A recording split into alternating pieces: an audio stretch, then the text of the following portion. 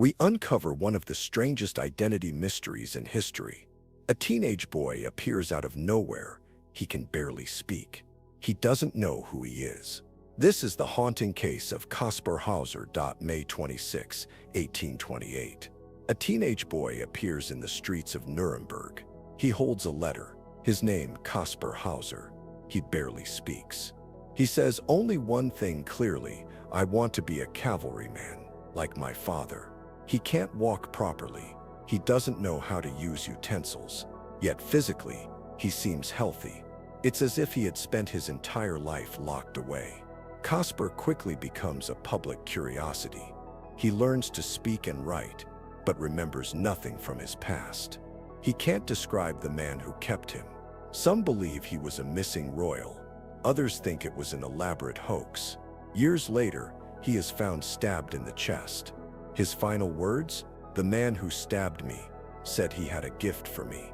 His death remains as mysterious as his life. No one knows who killed him.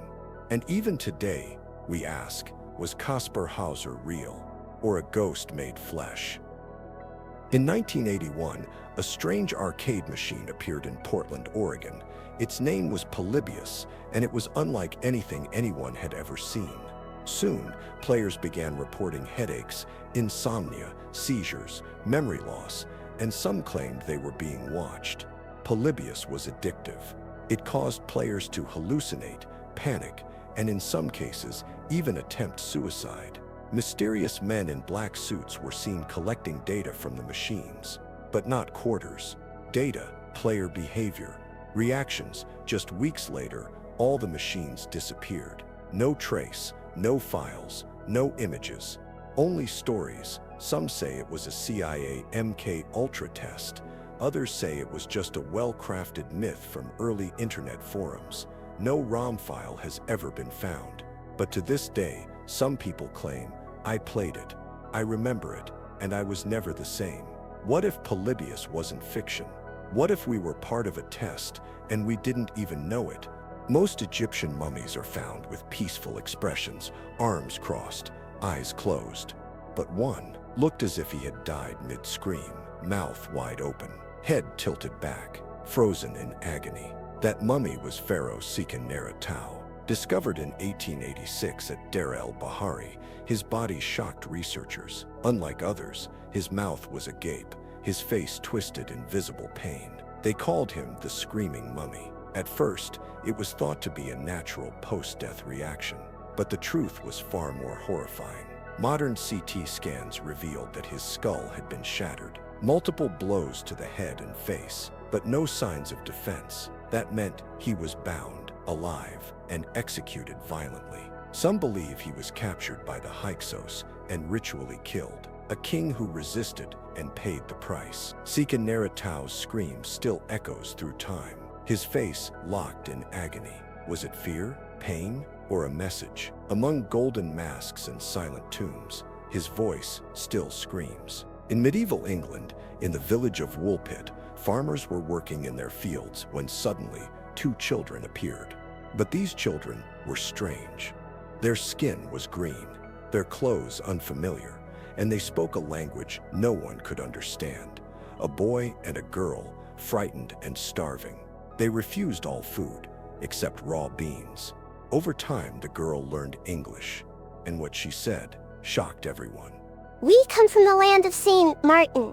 The sun never shines there. It sets always twilight." Some said they were from the underground world. Others believed they were aliens. Modern theories suggest they might have suffered from arsenic poisoning or anemia. But the green skin, the unknown language, still unexplained. The boy died soon after. The girl grew up, lived among people, but her story was slowly buried under folklore. Today, the Green Children of Woolpit remain one of history's oldest and most unsolved mysteries. Did they truly come from another world, or were they simply beyond what we could accept? In 1943, amid the chaos of World War II, the Philadelphia experiment emerged as one of the most controversial and mysterious claims of the U.S. Navy. According to the legend, the destroyer U.S. Eldridge was rendered invisible using electromagnetic fields and even teleported to a different location. In 1943, during one of the war's most intense periods, eyewitnesses reported that the ship vanished from radar, surrounded by blinding lights, and its metal appeared to warp as if melting. Witnesses observed strange energy waves around it, and the crew was reportedly left in utter shock. Allegedly, an applied electromagnetic field temporarily removed the ship's physical presence from reality, causing it to disappear and reappear in a different location, defying the normal constraints of time and space. Some witnesses claimed the ship was gone for a moment before reappearing in the same spot, while others described the terror and disbelief among the crew.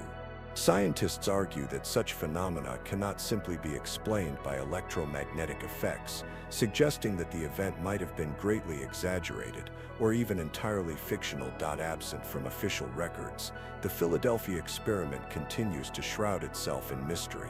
It reminds us of the thin line between science and the extraordinary. So, do you believe this experiment actually took place, or is it just a wartime legend? Share your thoughts in the comments. In 1954, at Tokyo International Airport, an unusual man suddenly captured everyone's attention. He carried a passport bearing the name Tord, a country that simply doesn't exist on any map. The details in his passport pointed to a nation that could not be found in any official record. Customs officers were baffled as they examined his documents. The man offered no explanation. He merely stated, "I am from Tord." Then things took a stranger turn. Within a short time, he vanished as if he had simply melted into thin air, leaving no trace of his presence behind. Authorities launched a full-scale investigation into his identity.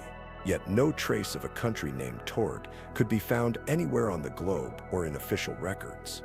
The case sent shockwaves through the media and the public alike. Some claimed he was a time traveler, while others suspected it was an elaborate hoax.